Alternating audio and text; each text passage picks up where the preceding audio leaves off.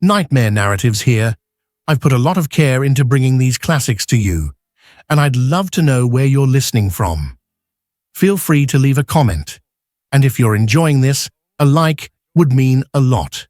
Now, sit back and enjoy the show.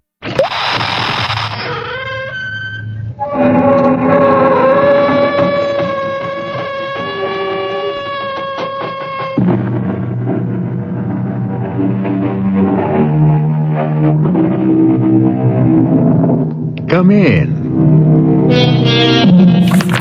Welcome. I am E.G. Marshall. Welcome to the sound of suspense, to the fear you can hear. Our tale is a blood-freezing story inspired by a nursery rhyme, a sweet, simple song. Ring a ring of roses, a pocket full of posies, achoo, achoo, we all fall down.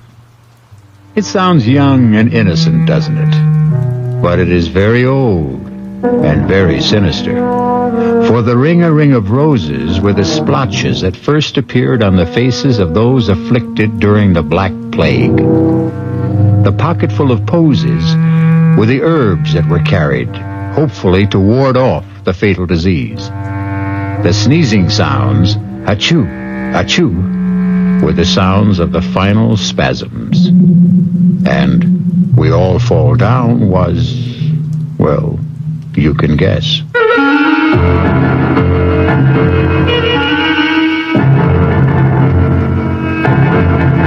Our mystery drama, A Ring of Roses, was written especially for the Radio Mystery Theater by S.J. Wilson and stars Glynis O'Connor.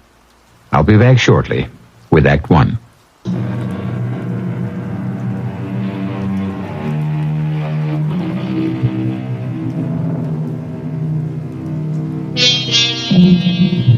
Science has brought most plagues under control, but not so those other epidemics of the past, those that plague us with their unseen, unknown, and unexpected terrors. And such is the tale of terror you are about to hear. Draw close to the guttering candle, for you will receive no warmth from a ring of roses. You know, George, I've heard about this place so often from Helena. I'm just dying to see her home. And I'm anxious to meet your friend Helena. Oh, I'm sure you'll like her. But will she like me? Taking her best friend away from her. Come on, George. You know you're irresistible. Ha! Why do you think I'm going to marry you? Well, for one thing, my beautiful, exquisite, enormous pots of money. Oh, George, wait! Look! Laurie, get your hands off the wheel. What do you think you're trying to do? But we passed it. It's the sign to the house.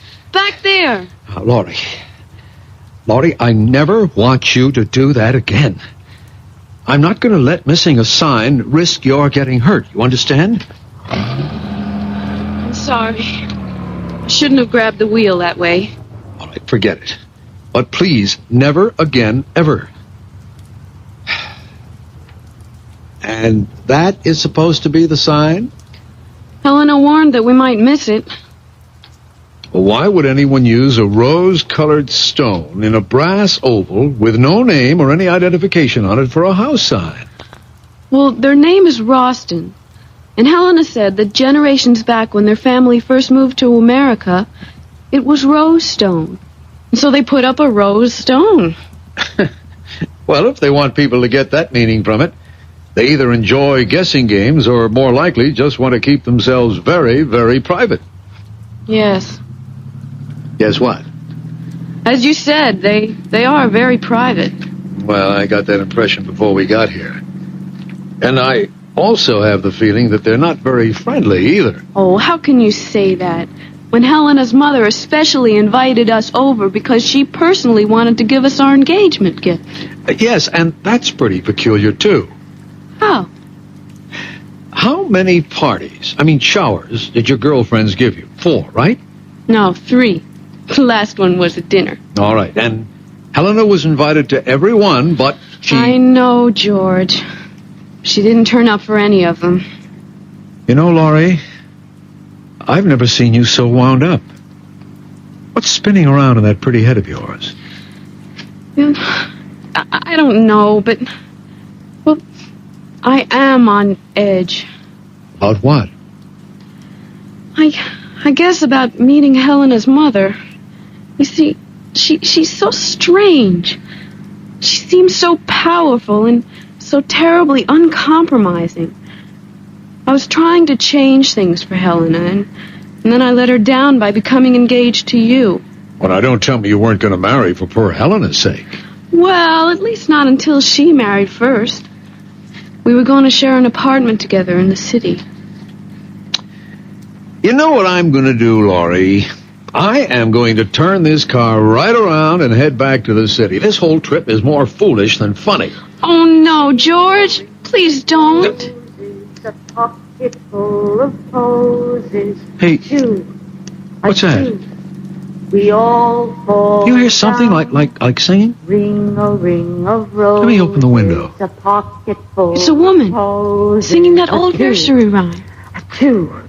We all fall down. But what's that snapping Ring a sound? It ring sounds of roses. like a piece of leather. It sounds like a pocket whip. full of posies. George, what are you doing? I'm getting out. Something's happening here that I don't like. Don't open the door. Please don't. We'll go back if you want to. I'll be but right don't. back. Keep the window shut and the doors locked. No, don't leave me, George. I'm coming with you. Wait. Okay, but stay close to me. Ring a ring of roses. Well, it seems to be coming from behind those hedges. You know, it could be just kids playing games. If that voice is coming from a kid, he's using a bullhorn. Let's stop here. We might see through the hedge. Please be careful. Holy Toledo! Look at that! Let me see. That man. The old man with the beard. He's trying to catch the girl with his whip. Well, she's teasing him. She's making fun of him. If he lands that wagon whip on her, he'll split her face open. Look at their clothes, George. They're dressed like settlers. Back in the early 1800s. Yeah. You know, they could be rehearsing a play. Well, if they are, he's lost his mind in his part. That man's going wild with that whip. But she's provoking him. Why doesn't she stop? Hey! Hey, you there! What are you two doing? George, you shouldn't have done that. And who is it who is ordering me and questioning me? I am. Over here. That's a terrible thing you're doing. Oh, George, please don't go in there. They know we're here. We must meet them. That's a dangerous whip you're using. That young woman can be killed by it. I see by your clothes you are a stranger. And I can also see that you are a kind human who wishes no harm to come to another. But this wench is my daughter. And what I am doing is the true way to gain the obedience of a child who will stray. But what in heaven could she have done to deserve being whipped? I did no harm to no person or to him. I have broken no law of God or man. Strumpet, hold your witch's tongue. Believe me, young woman, when I tell you that she has the demon in her, playing and wenching with the young master who owns this land. While I'm out here working at clearing their forest lands, she's up there in the great house with her enticements and tricks and enchantments. And if it has already come to this, that he has given her a gift for favors promised or already bestowed, the gift of a ring, an already cursed ring. He gave it to me fair and with the holy vow that he will marry me in the month of the next full moon. Marry you, Willie. You who can half fare to read and write. You who are lower than his mother's kitchen scullion. You give me that ring. I won't. I swear by the name and the soul of my sainted mother that you will never get this ring. But until I do, though it mean your own death, you get the whip. Stop it! Don't! Why can't you be a little more reasonable? She may be telling you the truth. I am. I swear it on my dead mother's Bible I am. Well, then, if you are, why don't you give him the ring and let your young man personally tell your father of his plan? No! No, he'll do no thing like that. He'll bury the ring in some secret spot and drag me away before the fall of night. For he doesn't want me to marry to no one but to stay with him and clean and cook and wash for the rest of his devil life. As you can see, she's beyond talking of matters with sense and decency. She's been taken up with her planning and scheming to get away from me for the purpose of harlot's gain. And she hardly of marrying. I'll kill you! George! She has an axe! An axe! She's going to kill him! Stop! For God's sake, stop! Oh, George, I can't look! Dead! She killed her own father! Where is she? What happened to her? There she is! She's running away! Hey! Hey, come back! Come back! You can't get away! It's you who will never get away. The ring will circle you. George, don't try to catch her. She's like the wind. I'll never get my hands on her. She's almost in the forest. Come back! Come back! We're not going to hurt you! It's you who are going to be hurt. She's disappeared.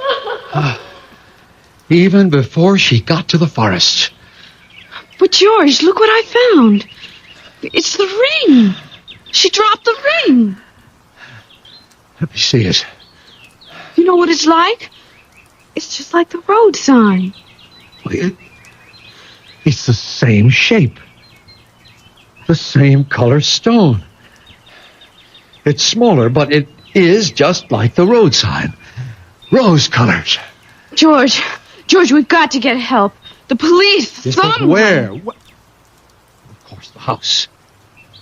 We've got to get to Helena's house.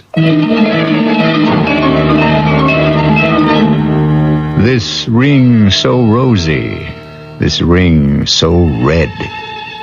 Does it belong to the living or the dead? We'll return shortly with Act 2. You alone?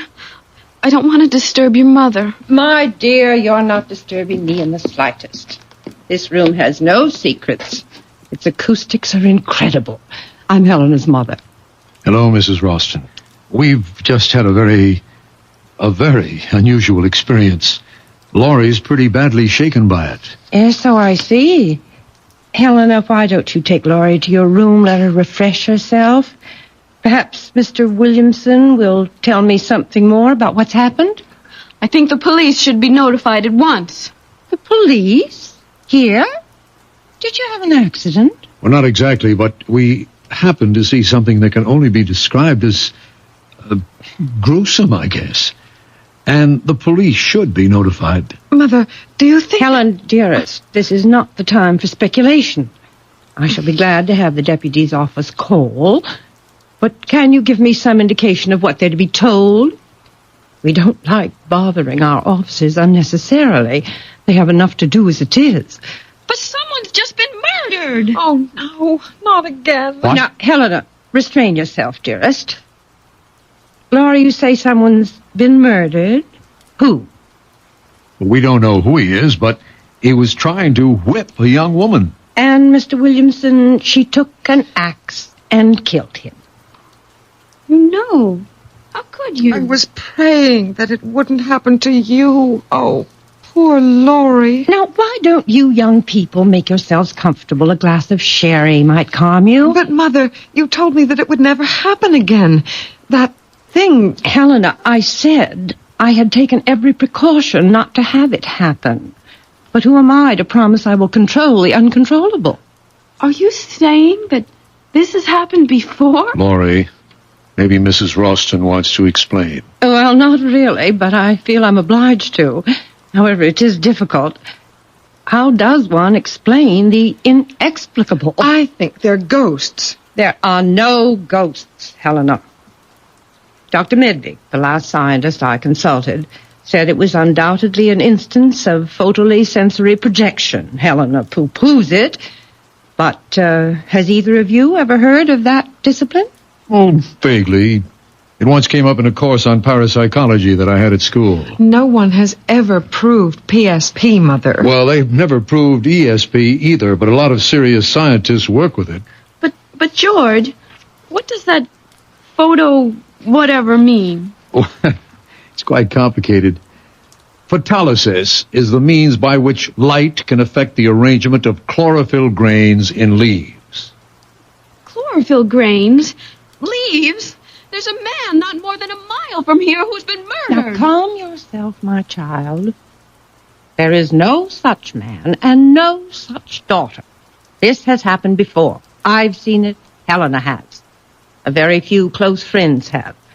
Unfortunately, you have too. Mr. Williamson, do you think you'd still like to try an explanation of PSP? Well, it's spooky in a way. By that I mean the scientific explanation of it. You see, we're all supposed to give off certain light and heat waves. And what is it happens in the case of individuals who are emotionally stimulated, let us say, people in love? The theory has it that people in a very intense emotional state give off more highly concentrated waves. Well, I just don't understand what chlorophyll and leaves and light waves have to do with a man being murdered. You see, it's tied up with photosynthesis. And scientists aren't sure how that process really works. But with the unusual intensity of light, the cells of chlorophyll rearrange themselves and are forced to give off some of the excess carbohydrates in which there is an unusual amount of stored energy. I'm not following this at all. My dear, Helena speaks of you as having the patience of a saint. So, if you'd like me to telephone the deputies, I suggest you give your fiancé a chance to finish. There isn't much more, Laurie. Just at the openings in the leaves, they're called stomates, tend to react like projectors. And through the magnification of additional oxygen are supposed to be able to relay an episode they once absorbed when they were in the receptive state, like film. Are you talking about something like motion picture film? Yes, Laurie, but he means something like a projector with a memory. A memory of blood in this case. Well, it happens that chlorophyll is very much like hemoglobia, except that it contains magnesium instead of the iron found in blood. Are you saying that what we saw was a motion picture? Nothing more? Well, essentially, that's it. But when and where the original was recorded, we have no idea. But there's a building. There's a cabin out there. And there's a man's body bleeding. Why don't you go and see for yourself if you don't believe us? No, Laurie, there's nothing there. Helena, you too? Yes, as Mother said, I've seen it. Others have too. Around here, they call it the Enchanted Forest. But if you go out there again, you won't find a cabin or a man. Nothing. The police know all about it. They'll come and you'll just feel foolish. I don't know what to think. It all seemed so real. Well, now, why don't we come back to the present and the truly real? Because I have the real pleasure of giving you our gift to celebrate your engagement. It's a complete surprise. Even I don't know what it is. Laurie, dear, it isn't that what we're giving you is expensive or valuable, but it is dear to us. We hope it will be your first family heirloom.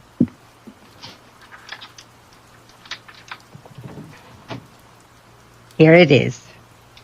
No pretty wrapping, but it seems too lovely a box to cover with silly paper. Mother, I've never seen that box before. Well, now, isn't it nice that I can still have some surprises for you? That's a great-looking box, Mrs. Ralston. Those are roses painted on ivory, aren't they? Oh, it's so beautiful. I feel as if I'm depriving you of something very special if I accepted it. Oh, no. Please, take it.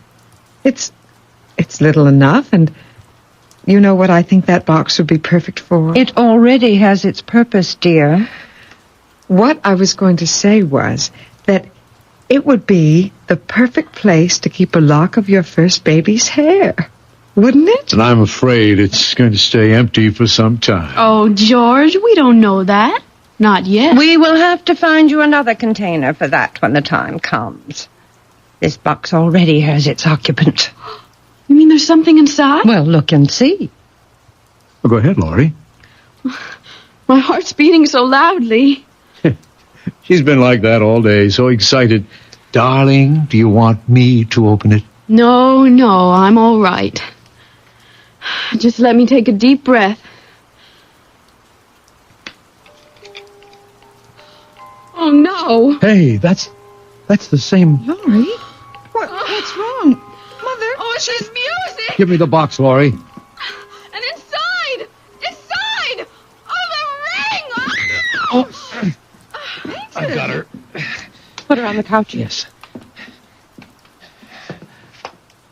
Laurie? Mother, do something. Don't just stand there. Helena, control yourself and get some water. Oh, Laurie, my poor Laurie. Wake up. Laurie, come out of it, honey. Darling? She's trying to open her eyes. Slowly, Laurie. It's me, George. Oh, what happened? You just passed out for a moment. Here, give her this water. Here, honey. Sip this slowly. Oh, I don't need it. But did I really see it? See what? The ring. Yes, I've got it. What ring? This ring. The same one. With a rose-colored stone. Mother, how dare you? That's mine. You know what that ring means to me.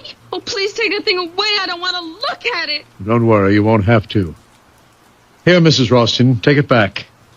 And I hope it isn't a sample of your sense of humor. Just one moment, Mr. Williamson. I don't particularly appreciate your tone or your attitude. What do you mean by my sense of humor? If you and your daughter know all about that axe-murdering scene that we saw earlier, then you must have known about the ring. What about it? It's mine. That ring. It's just like that road sign you have on the highway. Yes, the sign was copied from the design of the ring. It's been our family hallmark, so to speak, for generations. Is that why the girl who killed her father did it? Because of that ring? What do you mean? She had it. She teased him with it while she sang that song. That same nursery rhyme in the box. Oh, no. That couldn't be. That's my ring. She couldn't have had it. Are you too sure you saw this ring? Well, that girl in the field. She dropped it when she ran away. Then where is it now? George, you had it. What? You sure? I thought you put it into your purse. Well, I'll look. Well, it isn't in any of my pockets. No, and it's not here in my purse. How could it be? There is only one ring, this ring. It's been in the Ralston family for generations. It was brought here by a Ralston early in the 18th century. And it has always belonged to the oldest child in each family. In which case it would be your daughter's, since you are a Ralston by marriage. Yes, that would be so if it were true. You're not going to tell them? Well, why not? It's time that silly cloud you've been hiding behind was blown away. Don't, Mother. Please, I beg you, don't. Nonsense. I am a Ralston. That ring belongs to me. Helena's father died in the Southeast Asian War, shot down even before he knew I was going to have a child. Mother, I hate you for this. I hate you. Helena, don't say that to your own mother. Why not? She's hated me ever since she learned that her father and I had never married.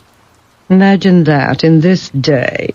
A girl making such a fuss about legitimacy. Stop it, Mother, please. We don't have to hear any more, Mrs. Oh, Ralston. yes, you do. George, can't we get out of here quickly? You can go whenever you like, Miss Thornton. But out of your friendship for Helena, you must take that ring with you. No, I couldn't. I won't let her. Give it to me. Helena, what are you doing? The ring, she tore it out of my hand. I've got it and no one will ever get it from me. Let her go. She'll be back. And with the ring. She knows it's wrong for her to have taken it. Eventually, the ring must come to you, Laurie. We don't want it. But it will come to you. It can do you no harm. It's a silly superstition, but only Ralstons are supposed to be vulnerable to the ring. And, Laurie, If you are Helena's friend, as you say you are, you will take it. But she wants it. She insists that it stay hers. Only as an excuse. But what sort of an excuse could the ring give her?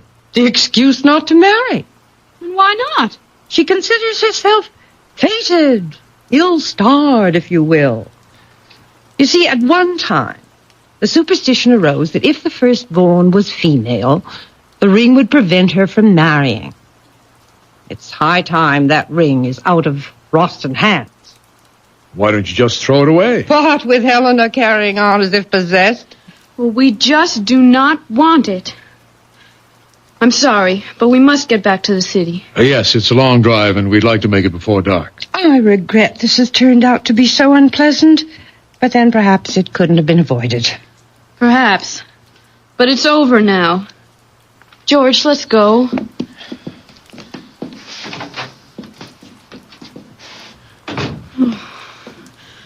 Oh, I can't get away fast enough. I don't know what the speed limit is here, but whatever it is, we'll break it.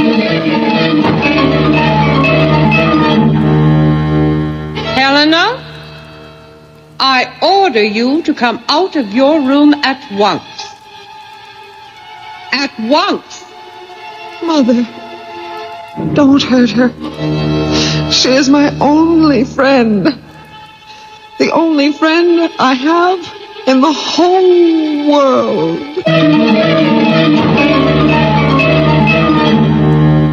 Run from the ring. Run for your life. But without a ring, what's a husband or wife? We'll return shortly with Act 3.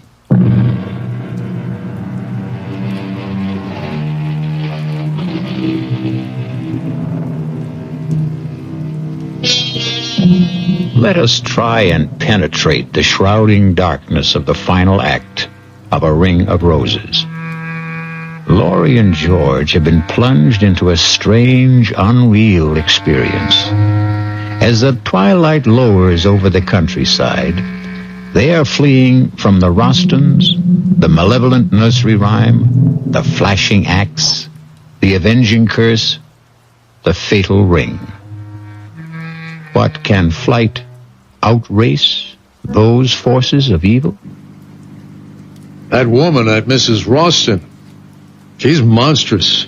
Oh, I'm so sorry for Helena. Yeah, well, I didn't see any halos around her head either. Yeah, but just imagine having to live with that mother.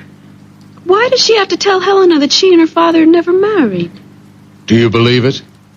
Well, why would she lie about something that important? Maybe out of just plain malice. Or what? it just occurred to me, couldn't she have invented that story about the curse the ring puts on firstborn Roston girls? To what end? Simple. It'd be a guarantee that she'd never be alone. That she could hold on to her daughter for life. Like the woodcutter. Oh, don't remind me of him. Anyway, I can't see how the ring and whatever it's supposed to do fits. Well, if she made up the business about fate keeping her from marrying Helena's father, now wouldn't that be a kind of evidence, proof for Helena that the curse was real? Well, then why would she give us the ring? Well, I'm only guessing, but couldn't it have been Mrs. Roston's way of telling her daughter that she wouldn't marry even if the ring was off the premises, so to speak? But George, whatever we think of Mrs. Roston, she's still a mother. And what mother would sentence her daughter to a lifetime of misery? Huh? Look, I'm sorry I got you into this mess. I didn't dream it would be that horrible. Well, you had no way of knowing. Well, looking back, I should have. Helena, always so strange, so withdrawn, so mysterious about herself, her home, and her mother. It should have been a warning. Honey, let's find a happier subject. Such as? Well, let's see. Okay, it's not original, but it'll do. For instance, if and when we have our first baby, would you want a boy or a girl? Oh, don't be corny. Why not? Corn is fine as long as it doesn't... George! George, isn't there someone in the road? Where? Well, look, straight ahead. Oh, yeah, that's a woman. Well, we're not stopping for man or beast or any mixture of the two. There, that should get her off the road. Because if it doesn't, then she may be another bit of PSP and we can drive right through her. Darling, slow down. She's waving at us. George, slow down! No way. If that's a living body and it wants to stay that way, she'll get off the road. Oh, please. She isn't moving from the middle of the road. Damn her teeth, whoever she is. George, you're going to hit her. Laurie, all right? Yeah, I think so. That stupid woman. It's Helena. Yeah. Well, just wave goodbye and we'll get going. Laurie, please, I must speak to you. Tell her you'll phone her on Halloween. Hey, wait, Laurie, don't lower the window. Well, she's in trouble. Better her than you. There can't be any danger in finding out what she wants. Haven't you been through enough? Helena, we're in a hurry. Telephone Laurie tomorrow. No, don't go, please. Let me explain. George, I don't have the heart Wait a minute. Are you sure that's Helena? Well, of course. Her face, it looks so strange. Well, what's strange about her face? Look at her eyes. They're washed out. They're sunken as if she's taken some kind of drug. That's probably because she's been crying. I'm lowering the window. And you're also raising my temper. Well, what do you want me to do? Just wave goodbye and we'll get going. Oh, she's gone to the front of the car now, George. Oh, she does look dreadful. Why not? She is dreadful. I've got to find out what she wants. Just 1 minute. Let me talk to her for just only 1 minute. Okay. 60 seconds. But don't lower the window more than an inch. Helena, over here. Now, what is it? Oh, thank you, Laurie. If you only knew how miserable I am about what happened today. It was all my fault. You don't have to apologize. It wasn't anybody's fault. Mother had only the best intentions in giving you the ring. Sure she did. Nothing like unloading something on a couple of strangers that isn't yours to give away. But the ring does belong to her mother. Only to be given to her child, which excludes you. Well, that's true, but you see, after me there won't be any Rostons. But you will marry Helena. Just wait and see. I doubt it. And even if I did, my children won't be Rostons. Helena, this has been the weirdest day in my life. Frankly, the sooner we get away from here, the better off we'll feel. Just one more thing. Prove to me that you are still my friend, and please, take the ring. No, Helena. Thank you, but I couldn't. Absolutely not. Helena, why don't you just throw that ring away somewhere? I can't. I'm not allowed to. It has to be given to a Roston or to the person closest and dearest to me. But how could you expect me to take it? Every time I'd look at it, I would remember that terrible scene in the woods. I swear, the ring has nothing to do with what happened out there. It never has before. This is the first time. And it'll be the last for us. Okay, Helena, stand away from the car. I'm backing up. Laurie, if you don't take the ring, I'll die. I know I'll die. You won't die, Helena. Why should you? Because it will mean that I've lost my only friend and that I'll have no one to turn to, and I'll be stuck here in this prison with my mother. And she'll never let me go. Never. So long, Helena. If I return to the house with the ring, my mother will do something terrible. If you don't take the ring, I'll throw myself in front of the car. I don't care anymore. I don't care. Helena, give me the ring. Oh, you mean you will take it? Oh, Laurie, you've made me so happy. I'm indebted to you forever. Forever.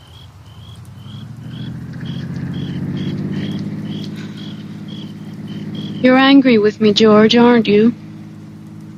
No. I'll probably never see her again. And if it meant that much to her... What well, probably meant even more to her was that she could twist and bend you in any way she wanted. Well, in a way, it was her last hope of getting out of that house. That's why I finally took the ring.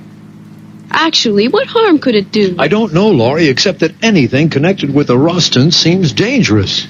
That's because the Rostons are difficult to understand or explain. Well, that may be. But while we might never get to the bottom of that axe job in the woods, there must be a key somewhere to the Rostons. After all, they're not ghosts or optical illusions. They're people, living, breathing humans. Still, for all we know about them, they're just as haunted as that phantom woodcutter and his crazy daughter. Let's stop talking about them. I will, if you do me an important favor. If I can. You can. Throw that ring away. You mean Now? Right this second. Open the window and throw it out. But why? Honey, I'd consider it a special favor to me if you got rid of that ring. Well, I have no intention of keeping it. But I don't want to just throw it away. What do you want to do with it? Give it away. To whom? I haven't thought yet. Try thinking about it right now. You sound as if you're ordering me to do it. Actually, I'm begging you, Laurie, begging you to get rid of the damn ring. I said I would. But when? When I find someone to give it to. Someone who would appreciate it. It just doesn't make sense to just throw away something that's probably valuable for just anyone to find or to have it crushed under a car. Say, I know what I could do with it. Drop it, Laurie. It's only going to get us into an argument. No, I'm serious, honestly. I just thought of where this ring could do the most good. Fine, you do what you want with it, but let's not talk about it. Oh, you'll agree? I bet you will. Oh, honey, do you realize that since we've known each other, we've never had so many disagreements? But I'm not disagreeing with you. Good, then let's change the subject. Or better still, let's let everything take a rest. If that's what you want, fine.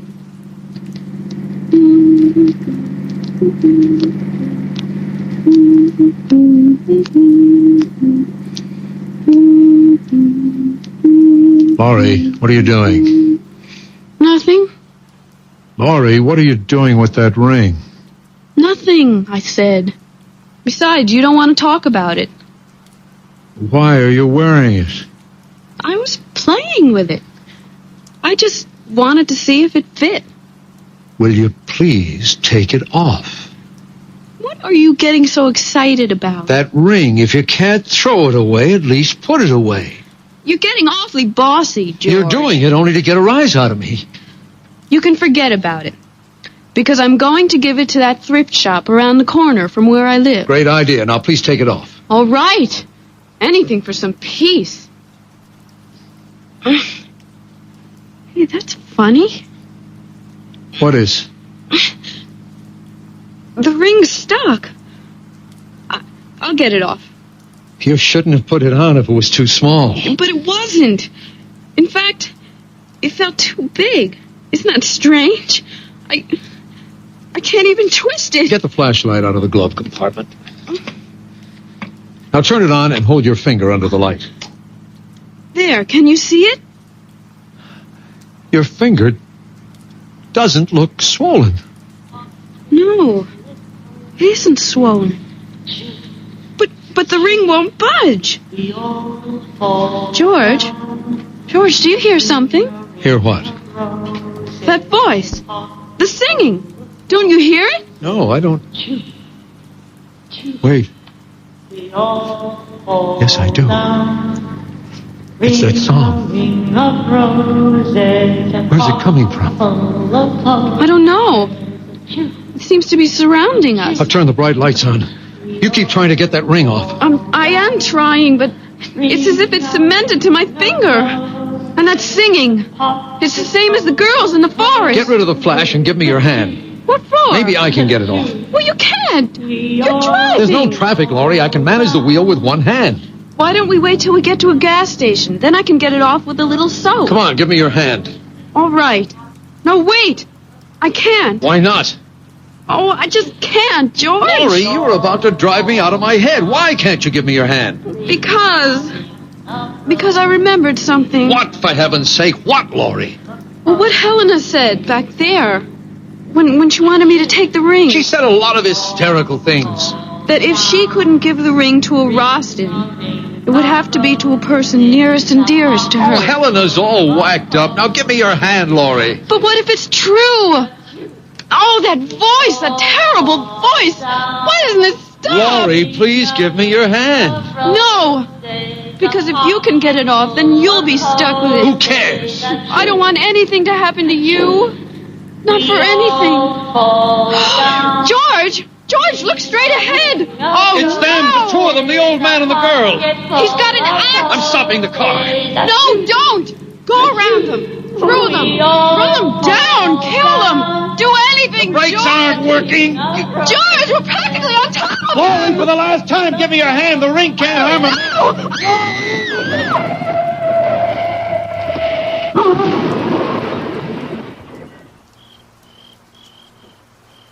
Laurie, are you all right? It was a tree we hit. Only a tree, Laurie. You hear me? It was only a tree. Laurie, the ring. The ring. What did you do? Not on your finger. Your finger. Good Lord. She's dead.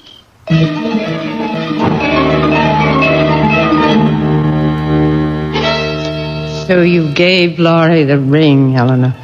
Yes, Mother, as you told me to. Now give me the box, and we'll see if the ring has worked wonders once more. Here is the box, the one with the roses. Open it. Yes, Mother. But the music. Why isn't the music playing? It's a good sign that it's not playing. It's the sign that the ring has done its work. Your friend Laurie will not marry ever. Not ever. But the ring, Mother. Where is the ring? You'll find it in the woods, in the clearing, in the same place where I killed your great-grandfather 143 years ago. Go and bring back the ring that will keep us alive forever. Forever.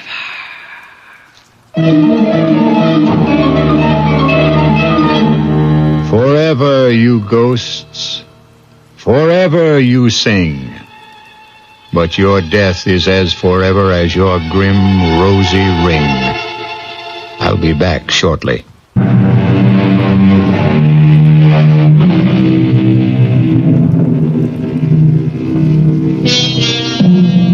Let us end our tale of a ring of roses. For as we also know, roses are red, roses are blue. But the rose of death is meant for who? Our cast included Glynis O'Connor, George Petrie, Sidney Walker, Elspeth Eric, Holland Taylor, and Carol Hilliard. The entire production was under the direction of Hyman Brown. This is E.G. Marshall inviting you to return to our Mystery Theater for another adventure in the macabre. Until next time, pleasant dreams.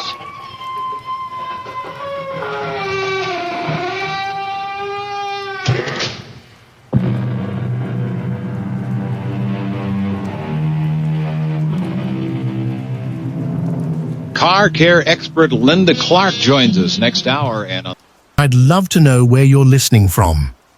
Feel free to leave a comment. And if you're enjoying this, a like would mean a lot.